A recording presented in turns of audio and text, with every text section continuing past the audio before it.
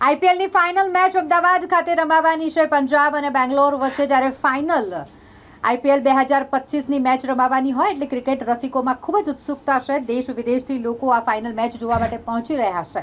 તેવામાં વરસાદ તેમની મજા બગાડે તેવું લાગી રહ્યું છે. હવામાન વિભાગની આગાહી છે કે અમદાવાદમાં આગામી 3 કલાક ભારે વરસાદ વરસી શકે છે અને જેના કારણે અમદાવાદમાં ઓરેન્જ એલર્ટ પણ આપવામાં આવ્યું છે. પરંતુ ક્રિકેટ રસિકોમાં ફાઇનલ મેચને લઈને ખૂબ જ ઉત્સુકતા છે.